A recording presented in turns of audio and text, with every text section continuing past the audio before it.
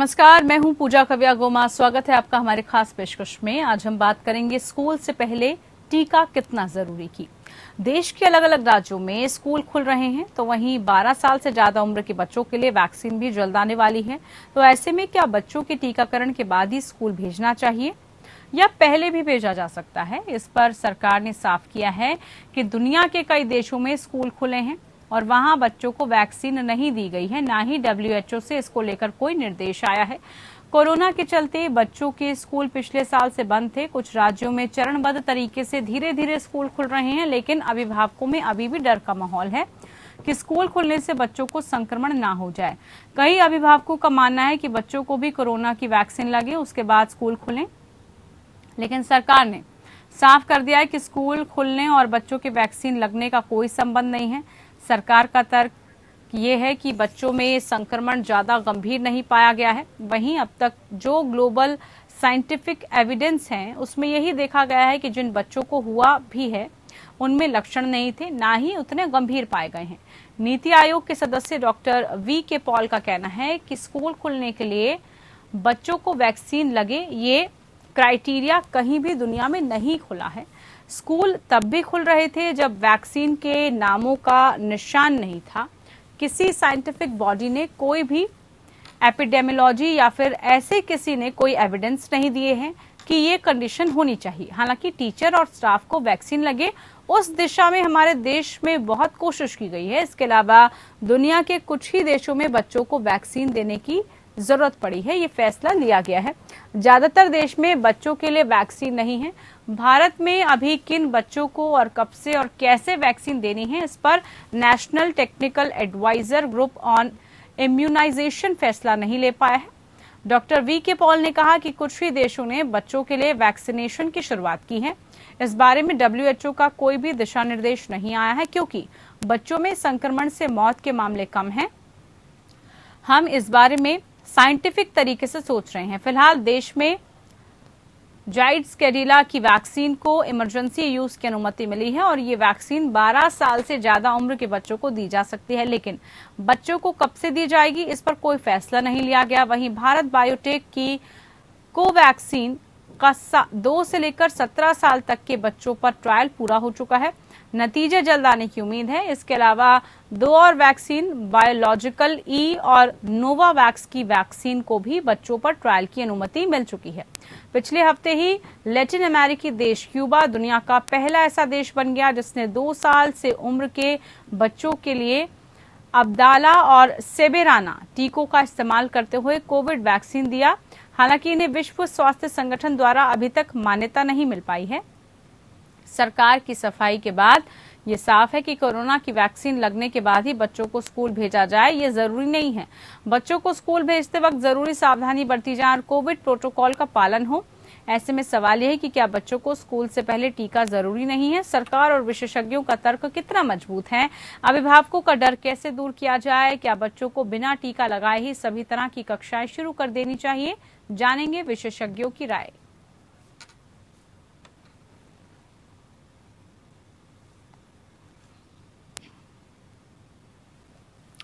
तो बिल्कुल काफी अहम आज का मुद्दा है और उससे पहले भी हम इसको लेकर चर्चा कर चुके हैं। चर्चा में हमारे साथ खास मेहमान जुड़ चुके हैं जिनसे हम जानेंगे कि आखिरकार कैसे जो अभिभावक हैं उनका डर दूर किया जाए। डॉक्टर M वली हमारे साथ सीनियर डॉक्टर गंगाराम हॉस्पिटल से जुड़ चुके हैं। बहुत स्वागत है डॉक्टर वली आपका। डॉक्टर KK पांडे हमारे साथ चाइल्ड स्पेशलिस्ट के तौर पर जुड़े हैं। बहुत स्वागत है डॉक्टर KK पांडे आपका। सर, सबसे पहले चाइल्ड स्पेशलिस्ट के तौर पर आप हमारे साथ जुड़े हैं, आप ही से मैं चर्चा करना चाहूंगी। बच्चों के मसले पर अलग अलग तर्क किए गए, अलग अलग विचार सामने आए हैं, लेकिन अब ये स्पष्ट कर दिया है सरकार की तरफ से भी और तमाम गाइडलाइंस की तरफ से भी कि ऐसा कहीं भी साइंटिफिक लॉजिक नहीं दिया गया है कि जब आप बच्चों को वैक्सीनेट करेंगे तभी स्कूल खोला जाएगा, और यही कारण है कि धीरे धीरे चरणबद्ध तरीके से स्कूलों को खोल दिया गया। सर, आपको लग रहा है सही फैसला लिया गया है? बिल्कुल सही फैसला लिया गया है। ये स्कूल देखिए पहले खोले जा सकते थे। मैं आपको पूजा से बात बताना चाहूंगा, ब्रिटेन एक ऐसी कंट्री है जब पहली वेव जब आई थी पिछले साल मार्च से लेकर मई जून तक आई थी, उसमें वहां का नर्सरी स्कूल तक नहीं बंद हुआ था, नर्सरी स्कूल भी नहीं बंद हुआ। और उस देश की आबादी लगभग 2 करोड़ है, मतलब दिल्ली से कम है, बल्कि 1 करोड़ है।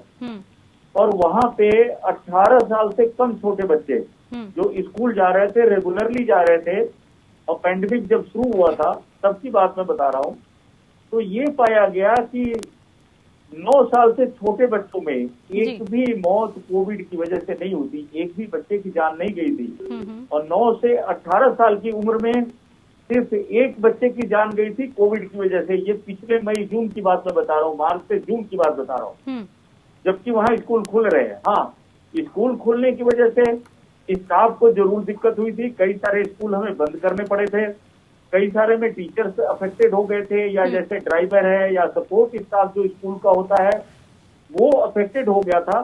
लेकिन जनरल बच्चों को कुछ भी नहीं हुआ था। आज भी करीब 130 देशों में स्कूल खुले हुए हैं, और मैं इसके बिल्कुल पक्ष में हूँ कि यहाँ पे स्कूल जो खुल रहे हैं देर से खुल रहे हैं, स्कूल को और पहले खोल देना चाहिए था, क्योंकि स्कूल न खुलने की वजह से बच्चों का ज्यादा नुकसान हो रहा है। बिल्कुल, जैसा कि आप भी अभी बता रही थी कि बच्चों में सीरियस बीमारी नहीं हो रही है, बच्चे इसको टॉलरेट बहुत बढ़िया से कर रहे हैं। ऑलरेडी जो घर में बुजुर्ग लोग हैं उनको वैक्सीन लग चुकी है, बड़ों को वैक्सीन लग चुकी है या लग रही है बहुत तेजी से। तो मुझे नहीं लग रहा कि स्कूल खोलने का कदम किसी भी तरह से गलत है। ये ऑलरेडी बहुत देर हो चुकी इसमें, क्योंकि अब देखिए हमारे जैसे देश में जहाँ इंटरनेट की, स्मार्टफोन, हम लोग शहरों में इसको अफोर्ड कर लेते हैं हमारे पास, लेकिन करीब 40% आबादी अपने देश में भी और पूरी दुनिया में बच्चे सफर कर रहे हैं, क्योंकि वो उनको ऑनलाइन एजुकेशन की जो सुविधा चाहिए वो नहीं मिल रही है। दूसरा, जब बच्चा स्कूल जाता है तो उसका सामाजिक विकास होता था, मनोवैज्ञानिक विकास होता है, इंटरपर्सनल स्किल्स जो होती हैं वो सीखता है बच्चा, और बच्चों से बात करके। ये बहुत सारे नुकसान है बच्चों को जो उनको हो रहे हैं, और ये बहुत अच्छा कदम है पूजा जी। ठीक है, और बिल्कुल आपने ये बात बिल्कुल सही की, क्योंकि बच्चों के सर्वांगीण विकास के लिए जब हम बात करते हैं तो उनका स्कूल में जाना और आसपास के माहौल में ढल जाना ये बहुत जरूरी है। और घर पे रहकर बच्चों की जो मेंटल साइकोलॉजी है उस पर कितना इफेक्ट पड़ा ये हम सब ने देखा कि कितना डिस्टर्ब बच्चे हुए हैं, अकेले उनको रहना पड़ा है और न जाने कितनी तरह की प्रॉब्लम उनको फेस करनी पड़ी है। डॉक्टर अम्बरी, अब जरा हम पेरेंट्स के तर्क से देखें, अगर हम पेरेंट्स की जगह देखें तो उनमें आज भी ये डर है, पेरेंट्स इस बात को मानने के लिए कतई तैयार नहीं है कि बच्चों को स्कूल भेजा जाए, क्योंकि हम स्कूल का अगर रेशियो भी देखें तो बहुत कम परसेंटेज में बच्चों को भेजा जा रहा है अभिभावकों की तरफ से। तो उनके डर को, उनके भय को कैसे कम किया जा सकता है, कैसे पेरेंट्स को मोटिवेट किया जाए, उनको कैसे गाइड किया जाए कि अगर आप बच्चों को स्कूल भेज रहे हैं तो आपके बच्चे सुरक्षित हैं? पूजा जी, बहुत बहुत धन्यवाद मुझे शो में आमंत्रित करने के लिए फिर एक बार, और सभी दर्शकों को मेरी ओर से और आपकी ओर से गणेश चतुर्थी की बहुत बहुत शुभकामनाएं। और इस शुभ नाम के साथ हम आज का डिस्कशन शुरू करेंगे तो मुझे लगता है ये शुभ होगा। मेरे मन में भी वही बात है जो आपने कही कि पेरेंट्स डरे हुए हैं। पेरेंट्स और उनके रिलेटिव्स जिस पीड़ा से गुजरे हैं उस वजह से वो सोच रहे हैं, स्पेशली जिन घरों में एक ही बच्चा है या 2 बच्चे हैं, तो वो बहुत डरे हुए हैं कि अगर बच्चे को कुछ हो गया तो क्या होगा। तो ये डर उनका निकालना है। मैंने इसके लिए थोड़ा एक 6 सूत्री कार्यक्रम में आपके लिए लेके आया हूँ। मुझे 1 मिनट दीजिए, 6 पॉइंट बयान कर दूंगा। जी बताइए। पहला पॉइंट है कि स्कूलों में कोविड वैक्सीनेशन क्लिनिक का या कोविड के एजुकेशन की क्लिनिक का एक कार्यक्रम रखा जाए, ताकि वहां पेरेंट्स को ये बताया जाए कि आपके बच्चे के लिए वैक्सीनेशन कब और कितना जरूरी है। दूसरा, कोविड के जो कार्यक्रम है इससे स्कूल पार्टनर करे एक्टिविटी में, और जिसमें वो पेरेंट्स को इन्वॉल्व करे और इस बात पे जोर दे के बड़े लोगों को टीका लगाने में वो सहायता करे, ताकि ज्यादा से ज्यादा बच्चे हमारे प्रोटेक्ट रहें और बड़े लोगों को टीके की स्पीड और अच्छी हो जाए। बिल्कुल। स्कूल के स्टाफ को कोविड से संबंधित जानकारी दी जाए, ताकि वो पेरेंट्स के मन में जो जिज्ञासाएं हैं या प्रश्न हैं या जो विडंबनाएं हैं या संभावनाएं हैं उनके उत्तर वो दे सकें और उनको पॉजिटिव बना सकें, उनसे डिस्कस करें। बहुत सौहार्द वातावरण में उनको बुलाएं, उनको बिठाएं, उनसे डिस्कस करें। वैक्सीनेशन कॉन्फिडेंस लाएं पेरेंट्स में कि जितना आपका वैक्सीनेशन जरूरी है उसके बाद बच्चा आपका प्रोटेक्ट हो जाएगा। और आपको इसके बारे में अपना वैक्सीनेशन कराना जरूरी है। और जो बच्चे स्कूल के बड़े बच्चे हैं, वेल चाइल्ड हैं, उनकी विजिट आसपास की लोकेलिटी में बच्चों के यहाँ कराएं ताकि वो बच्चों को मोटिवेट करें कि स्कूल चले। पर से जैसे डॉक्टर पांडे ने कहा, बच्चे बहुत ज्यादा एक्साइटेड हैं स्कूल आने के लिए, वो नहीं रुकेंगे अगर पेरेंट्स उनको पॉजिटिव रहेंगे। और मेड कोविड-19 ए टीचेबल मूवमेंट। इस समय एजुकेट करना है लोगों को और बच्चों को कि कितना जरूरी है हमारे लिए Covid protocol, Covid appropriate behaviour. और आपने अभी एक क्लास की पिक्चर दिखाई, वहां बच्चे सब मास्क लगा के बैठे हैं। मास्क लगाना, सैनिटाइजेशन करना, डिस्टेंस मेंटेन करना, और जो भी अथॉरिटीज ने स्कूल खोले हैं उन्होंने कोविड एप्रोप्रिएट बिहेवियर को अपने कार्यक्रम में रखा है। उन्होंने सीटिंग कैपेसिटी को अपने कार्यक्रम में रखा है और उन्होंने टीचर्स को वैक्सीनेट कराया है, स्टाफ को वैक्सीनेट कराया है, बस ड्राइवर्स को वैक्सीनेट कराया है। तो अथॉरिटीज के लिए इस समय बहुत बड़ा चैलेंज है कि कहीं बच्चे स्कूल आना ना भूल जाएं, स्कूल बंद ना हो जाएं। और बहुत जगह बड़ा नुकसान हुआ है इससे, जैसे कि आपने भी बताया, सर्वांगीकरण विकास के लिए बच्चे का स्कूल जाना बहुत जरूरी है। और जो बच्चे घर में रह रहे हैं और बिल्कुल छोटी क्लास के बच्चों का तो बिल्कुल ही विकास नहीं हो रहा है, तो उनमें साइकोलॉजिकल प्रॉब्लम्स और उनमें सोशल प्रॉब्लम्स और उनमें और दूसरे जो मैनरिज्म जो सीखते थे, इंटरेक्शन होता था आपस में अपनी हम उम्र बच्चों के साथ, वो नहीं हुआ है।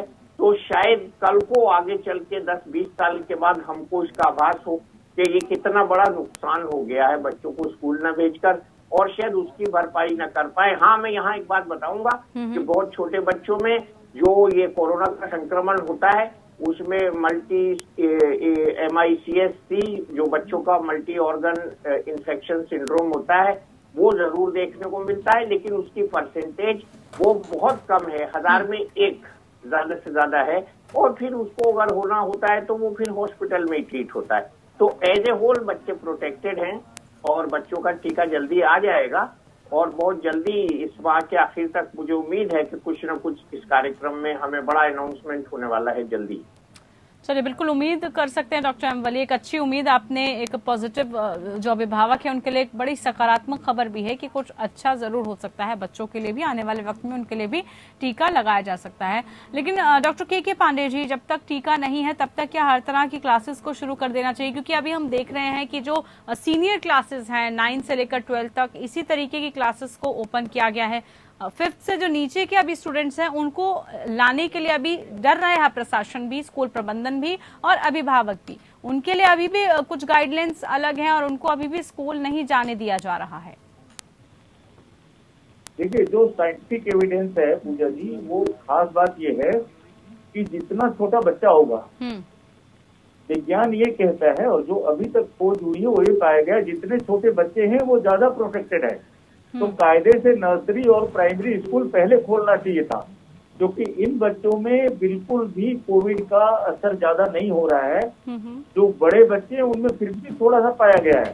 तो डॉक्टर साहब अभी बता रहे थे मल्टी सिस्टम इन्फ्लेमेटरी सिंड्रोम, वो भी ज्यादातर, हालांकि 6 महीने से बड़े बच्चे में भी हमने देखा है पाया जाता है, लेकिन ज्यादातर 5 साल से बड़े बच्चों में ज्यादा पाया गया है और टीनेजर्स तक में पाया गया है। तो जितने छोटे बच्चे हैं वो ज्यादा प्रोटेक्टेड हैं। ये देखिए, पब्लिक का या जनता है या जो माँ बाप हैं उनके मन में संदेह है और ये ज्यादातर भावनात्मक है, क्योंकि उनका बच्चा है। कोई भी आदमी नहीं चाहेगा हमारा बच्चा बीमार हो जाए, लेकिन मैं फिर भी आश्वस्त करना चाहूंगा कि बच्चे के सर्वांगीण विकास के लिए माता पिता को बच्चे को स्कूल जरूर भेजना चाहिए। हाँ, वैक्सीन भी मेरे ख्याल से अगले 15 अक्टूबर तक जो है जरूर आ जाएगी मार्केट में। जाइडस कैडिला की जो जाइकोव डी है बच्चों में, वो भी लगा सकते हैं और वैक्सीन भी बहुत जल्दी आने की उम्मीद है। तो इतना डरने घबराने की बात नहीं है। हाँ, एक प्रिकॉशन मैं जरूर बताऊंगा कि बच्चों को, जो सभी लोग बताएं, जो छोटे बच्चे करते हैं लंच या डिनर, लंच शेयर कर लेते हैं, दूसरे बच्चे का टिफिन शेयर करते हैं, पानी शेयर करते हैं, वो नहीं करना चाहिए। और बेसिक एटिकेट जैसे डॉक्टर भी बता रहे थे वो जरूर थोड़ा सिखाना चाहिए। अदरवाइज कोई डरने की बात नहीं है ऐसी कोई। बहुत सारे देशों में, 130 से ज्यादा देशों में स्कूल खुले हुए हैं और कोई ऐसा वहाँ पे फर्क नहीं पड़ा है। एक चीज मैं और बताना चाहूंगा यहाँ पे कि जो ज्यादा खतरा बच्चों से है वो बच्चों को नहीं है, घर में अगर कोई उनके बुजुर्ग रहते हैं, दादा दादी रहते हैं, नाना नानी रहते हैं, जो 60+ हैं, 55+ हैं, उनको खतरा ज्यादा है, क्योंकि बच्चे अगर स्कूल से कोविड वायरस लाएंगे तो उनसे ज्यादा वो चिपटे नहीं, या उनको आने के बाद उनको नहाने दें, उनके कपड़े अलग कर दें, सब उनसे मिलें, जितना भी प्रिकॉशंस है वो ज्यादा जरूरी है। बिल्कुल, बड़ी अहम जानकारी आपने दी है डॉक्टर पांडे, और इसको जरूर फॉलो करना चाहिए। क्या स्कूल से पहले टीके की जरूरत है, इसको लेकर सरकार की क्या गाइडलाइंस है, स्कूल मैनेजमेंट क्या कर रहा है, और क्या वाकई में बच्चों को लेकर और ज्यादा हमें सतर्क रहने की जरूरत है, इसी को लेकर चर्चा कर रहे हैं खास मेहमान मेरे साथ लगातार जुड़े हुए हैं। डॉक्टर एम वली, आपके पास मैं ब्रेक के बाद आना चाहूंगी और आपसे ये जानना चाहूंगी, जैसे डॉक्टर पांडे ने अभी बताया, और बहुत ही अच्छा एक मुद्दा है ये, और बहुत ही डिस्कशन के लिए ये सटीक चीज है कि बच्चों से ज्यादा खतरा जो घर में मौजूद बड़े बुजुर्ग हैं उनको रखने की जरूरत है। अगर बच्चे स्कूल जाते हैं, बाहर आते जाते हैं, क्योंकि बाहर वो जाएंगे, तमाम तरह के लोगों के संपर्क में रहेंगे, फिर वापस जब वो घर जाएंगे, कितना सावधान होने की जरूरत घर के लोगों को है, और कैसे इस बात को जरा अभिभावकों तक पहुंचाना सबसे जरूरी है, क्योंकि उनमें डर बच्चों को लेकर है, लेकिन बच्चों से जो संक्रमण उनमें आ सकता है उस बात का ख्याल वो नहीं रख पा रहे हैं। बहुत पहले से हम लोग ये बता रहे हैं कि जो एल्डरली कम्युनिटी है, जो घर के बड़े बुजुर्ग हैं, वो एक बड़ी फ्रेजाइल कम्युनिटी है, मतलब वो बड़ी सेंसिटिव है, वो बड़ी नाजुक एक पॉपुलेशन है, और उस पॉपुलेशन को हमको बाहर से आने वाले हर एक से बचाना है, इंक्लूडिंग बच्चे। तो ये आजकल बच्चों को भी पता चल गया है। आप लोग इतने दिन से ये एजुकेटिव कार्यक्रम करते हैं, अपना टाइम देते हैं, लोगों को एजुकेट करते हैं, और आप खुद बहुत रिसर्च करके आते हैं, उसका नतीजा ये हो रहा है कि अब बच्चे शायद हम लोगों से ज्यादा जान गए हैं कोविड के बारे में, और वो नेट पे भी पढ़ रहे हैं, डेली वो अपडेट्स देखते हैं। मेरे बच्चे रोज मुझे बताते हैं कि पापा आज इतने केस हुए, आज इतने केस हुए।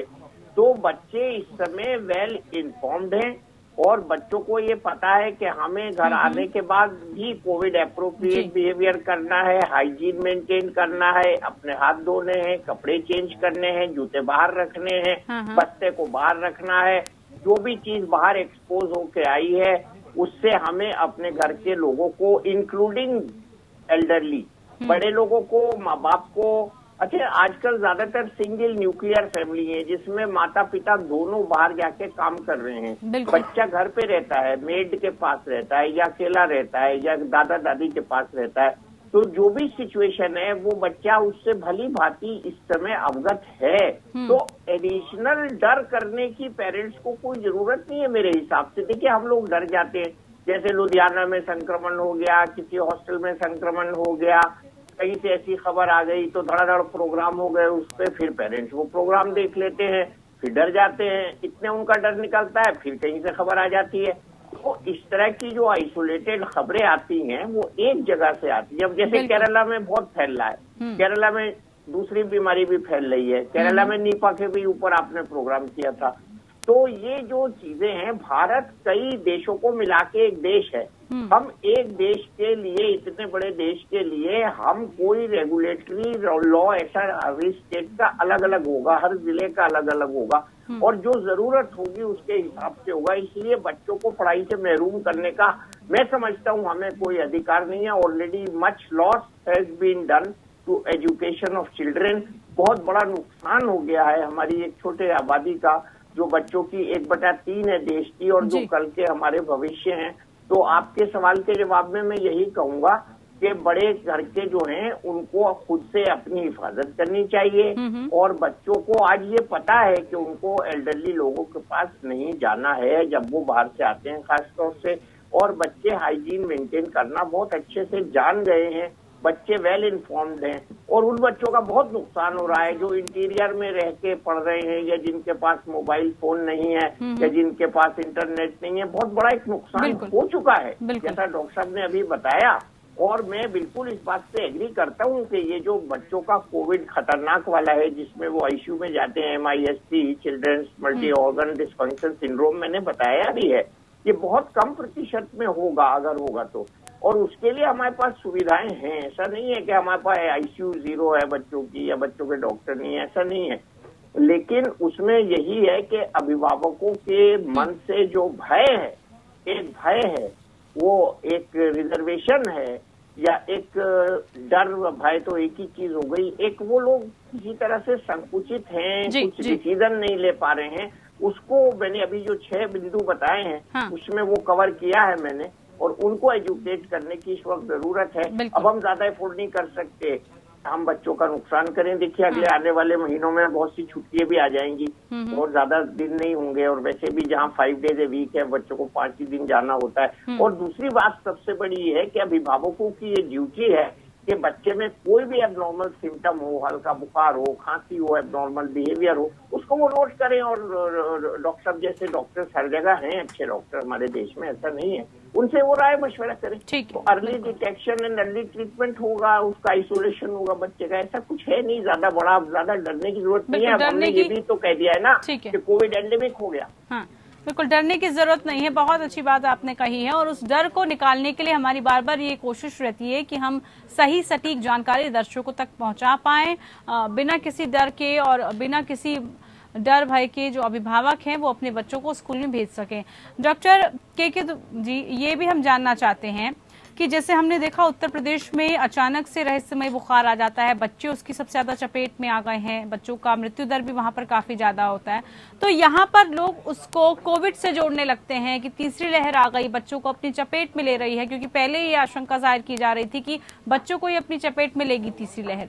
अब इन सब कारणों की वजह से फिर से वही इफेक्ट, बच्चों को स्कूल ना भेजना, बच्चों को घर में रखना, मतलब ये कहीं ना कहीं चीजें जो है जुड़ती चली जाती हैं। इनसे अभिभावक कैसे जो है आगे बढ़े, कैसे अभिभावकों को हम ये गाइड करें, खासतौर पर यूपी की बात में कर रही हूँ। बहुत सारे केसेस आप देखिए तो डेंगू फीवर आ गया है, लेप्टोस्पायरोसिस भी है, और भी बीमारियां, और सारी वो गंदगी की वजह से, मच्छरों की वजह से या जूनोसिस होती है, जो जानवरों से बीमारी होती है उसकी वजह से है। तो वो तो क्लियर हो चुका है कि वहाँ पे जो भी हुआ है कोविड की वजह से नहीं हुआ है। तो लोगों को खुद से भी आप लोग काफी दिखा रहे हैं, सारे टीवी चैनल से आ रहा है।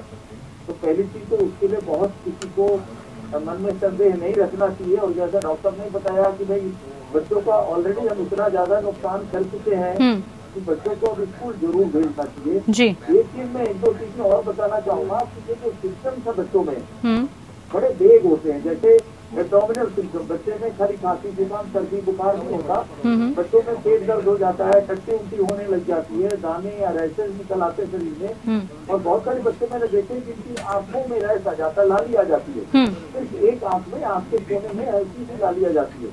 तो बहुत वेग सिम्टम्स है बच्चों में। तो कोई भी ऐसा सिम्टम्स आता है, पेरेंट्स को उससे अवेयर होना चाहिए, जाके जल्दी से जल्दी डॉक्टर को दिखाएं। दूसरी चीज, जो बच्चे जो स्कूल जा रहे हैं, तो इसमें जो पेरेंट्स का मैंने बताया है कि जो मार्केट से बच्चों को लेके जाते हैं, तो मैं यही पेरेंट्स को गाइड करता हूँ कि आप मार्केट बच्चे को लेके जाइए। तो बच्चों की आदत क्या होती है, मतलब रेडिंग को टच करेंगे, लिफ्ट में इधर उधर टच करेंगे, दोस्त मिल गया उसे हाई फाई करेंगे, ये चीजें अभी न करें। बिल्कुल इन सब चीजों को जरा दूर रखने की जरूरत है। समय का अभाव है मेरे पास सर, और चर्चा को मैं आगे नहीं बढ़ा सकती। बहरहाल बहुत शुक्रिया आप दोनों खास मेहमानों का, जिन्होंने इतनी विस्तार से तमाम जानकारी दी है, और साथ ही अभिभावकों के डर को हमें कैसे दूर करना है, सही सटीक जानकारी कैसे पहुंचानी है, ये दर्शकों तक पहुंचा है। फिलहाल के लिए खास पेशकश में इतना ही। नमस्कार।